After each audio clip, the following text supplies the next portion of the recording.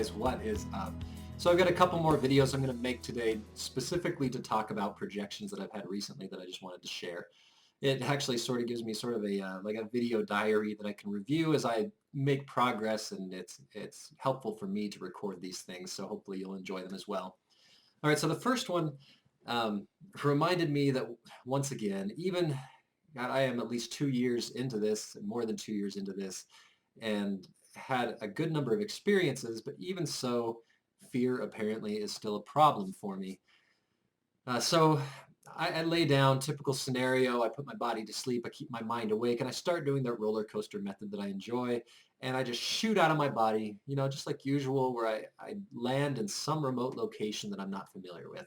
Now I land there, and it looks like a city, it looks like New York, and in front of me is a woman, an Indian woman with short hair, and she's got like a gold hoop in her right nostril, like a nose ring, and she introduces herself as Usha. Now I don't know if that's an Indian name or even a real name, but she introduces herself as Usha, and she asks me, "Do you remember what we were talking about last time we met?" And I said, "No, I can't actually remember the last time we met." And she says, "That's okay. We'll just start from here." I said, "All right, sounds good." And I'm wondering at this point, is this a guide? Is this some kind of helper, something? And she says, "Today we are going to focus on fear." I said, "Well, that sounds interesting. All right, let's focus on fear."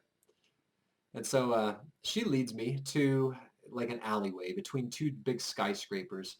And there's this like little cement platform. And we sit down on this cement platform, on this raised wall of cement. And she looks at me and she says, "Stay put." And I say, "All right." And I don't know what's going on here. So I'm going to stay put. And I look at her and she's just looking up. And she's just staring at the tops of the skyscrapers.